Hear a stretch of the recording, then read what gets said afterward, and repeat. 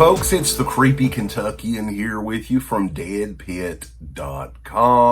Today is a very exciting day because this is our very first review we're getting to do for one of my favorite companies, and that is Imprint Films over in Australia. They have a brand new release that is coming out, I think tomorrow. It's coming out this week. Imprint number 201, and this is a very interesting one because this is not that well liked of a movie, oddly enough, but they're giving it deluxe treatment.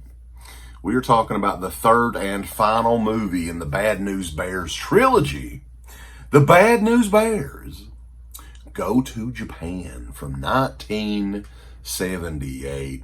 Myself personally, I'm a huge fan of the Bad News Bears movies, especially the first two movies. Oddly enough, the second movie, which was just a year before this, is probably my favorite. It's Breaking Training from 77.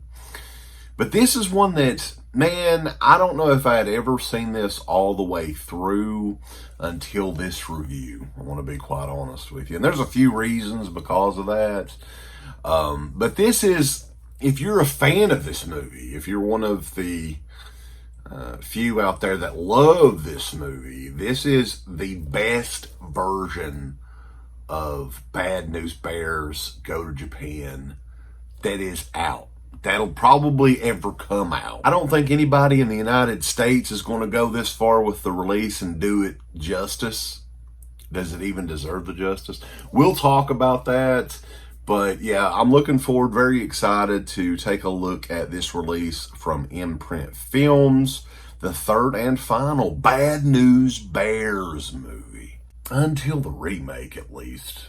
And that doesn't even count, let's be honest. At the end of Bad News Bears Breaking Training, we see that the Bears won the national championship in Houston against, I think it was the Houston Toros or something like that.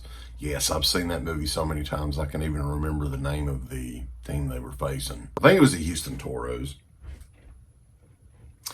They won the right to go to Japan for the World Championship, I guess. And it kind of continues on from there. Initially, the United States didn't even want to fund them going over to Japan because it was going to be no match. The Japanese team is way better. But the Bears go on Regis Philbin show. Yes, Regis Philbin is in this.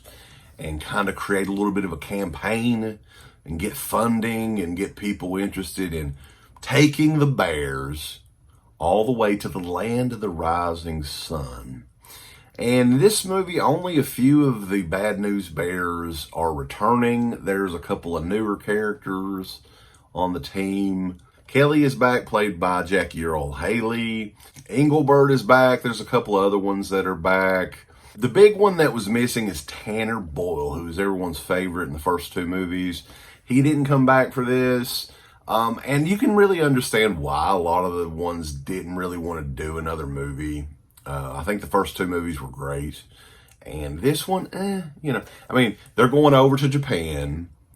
A lot of, shenanigans ensues, much like the previous Bad News Bears movies. But it's just, a lot of it is like eye-rolling. Like, okay, this is just stupid. The wrestling scene everybody talks about, which oddly enough, Antonio Inoki, the Japanese wrestling legend, is in this movie. I think this was near around the time that they had the match with Muhammad Ali, and everyone kind of knew who Antonio Inoki was. So that was kind of a big get for them.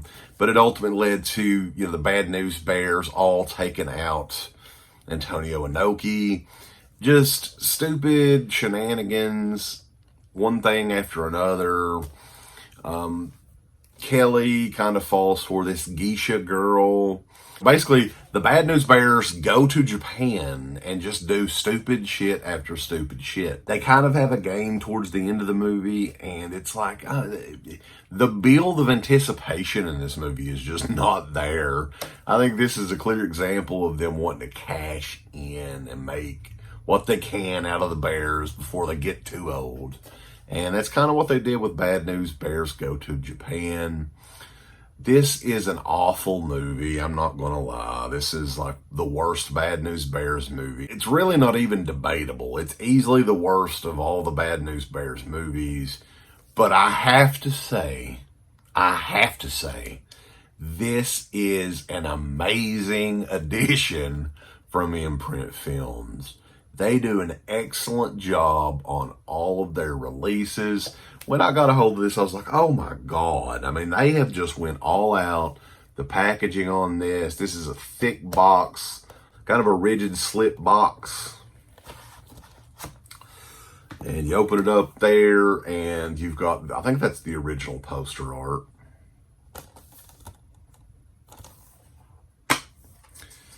And you open it on the inside there and you've got cool picture from the movie, which of course at the end, you know, the Bears and the Japanese national team become buddies, of course, and that showcases that. And then you're probably like, who in the hell are those kids? Because yeah, I don't recognize. Now, another thing I need to bring up on this is Tony Curtis is in this, and he might as well have not been in it, because you could tell like he was there to get paid. You know, he was like, oh my, you know, he's like looking like this throughout the entire movie. So he's kind of their coach and representative in this one. So yeah, I mean, this is just one of those movies, guys, like the release itself is really good. I mean, the transfer on this looks amazing. Imprint releases are all Region 0, I believe, so they will play on any player. This is a Blu-ray disc. It does have some special features on it, which I do want to check out the audio commentary from film historian Scott Harrison, which was just recently done. And there is an interview with the composer Paul Chihara. I am sure that they are going to say similar things than what I've said on this.